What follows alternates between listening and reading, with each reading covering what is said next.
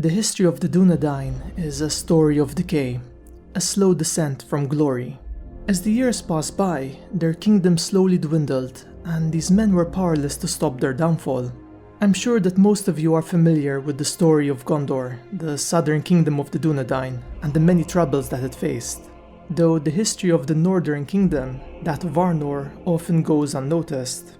Hey guys, it's Carl here, and in today's episode we'll be unraveling the history of Annúminas, the first capital city of Arnor.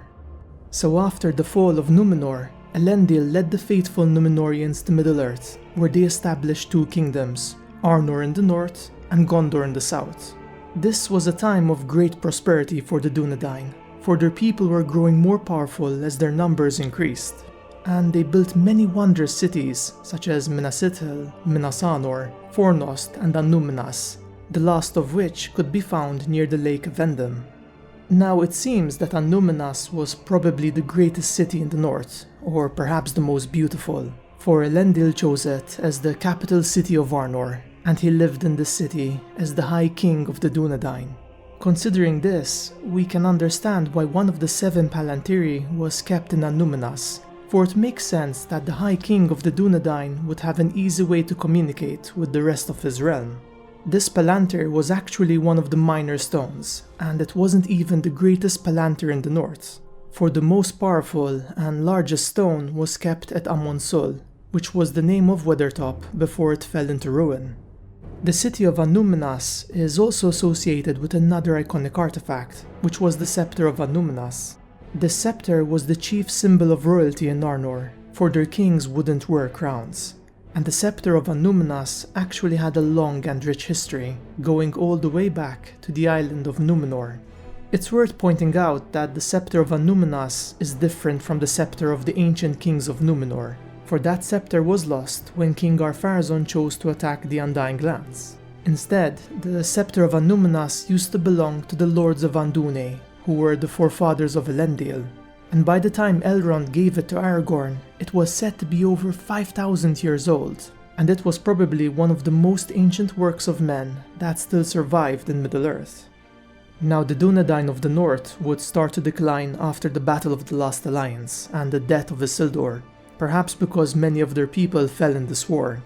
We know that the capital city of Annúminas also started to show signs of decay as it fell into ruin, and sometime during the reign of Isildur's grandson, Annúminas was abandoned as the capital city, and Fornost was chosen to replace it. The king of Arnor and many of his people would move to the city, though we're not sure if the king brought the Palantir with him, or if it was left in Annúminas. What we do know, however, is that by the time Weathertop was destroyed in 1409, the Palantir of Annúminas had been moved to Fornost. Now after the death of the 10th king of Arnor, the kingdom became fractured into 3 different realms, Arthedain, Cardolan and Rudor, and each of these realms was ruled by one of his sons. Annúminas would fall under the rule of Arthedain, and unfortunately these 3 kingdoms would often skirmish and fight against each other. These wars weakened the Dunedain of the north, and all 3 of these realms were eventually defeated and conquered by the Witch-King of Angmar. Fornost was the last city to fall to this onslaught, and the king of Arthedain called Arvedui managed to escape its destruction with both of the Palantiri in his possession. He tried to evade his pursuers by fleeing to the northern icy lands of Forokel, and he would have to endure these extreme conditions until Círdan sent an elven ship to rescue him. Unfortunately, his chance of rescue would end up claiming his life, for the Witch King conjured a terrible storm that drove Arvedui's ship into the perilous ice, and both of the Palantiri were lost in this shipwreck. Now even though their kingdom had fallen, Arvedui's son called Arnor was still alive in Lindon, and he became the first chieftain of the Dunedain of the north. Some of the most precious artifacts of Arnor, such as the Ring of Barahir, the Shards of Narsil, the Star of Elendil, and even the Scepter of Annúminas would also manage to survive this war, and they were kept safe in Rivendell under the watchful eye of Elrond. When Aragorn came of age, Elrond returned the Ring of Barahir and the Shards of Narsil to him, though he chose to withhold the Scepter of Annúminas until Aragorn earned it by becoming king. And so, after lying in Rivendell for over 1,000 years, the scepter would finally be given to Aragorn during his coronation.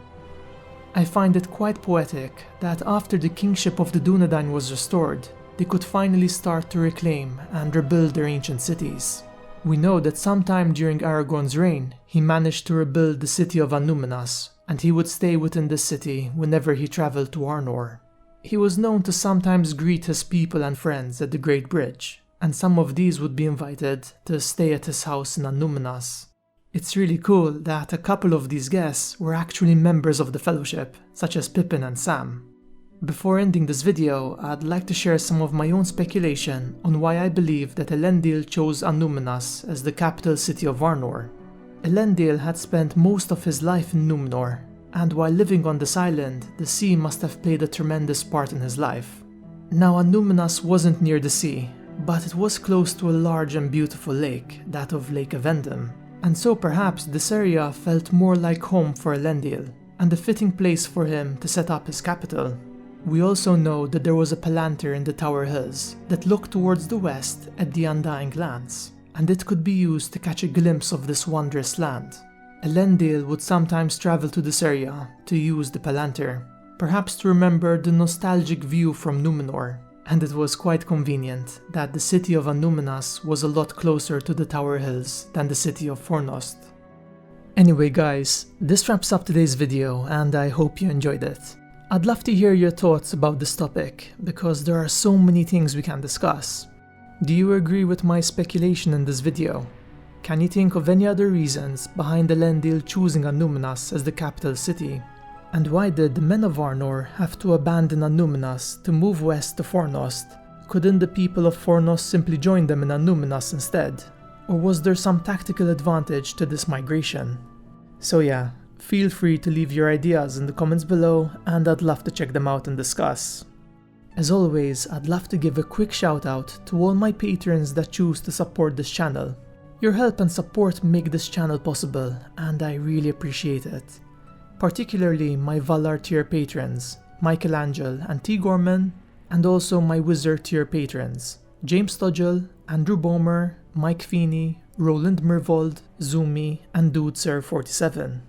If you like the work that we do on this channel and want to support us, check out our Patreon page in the video description, where you can unlock some really cool perks.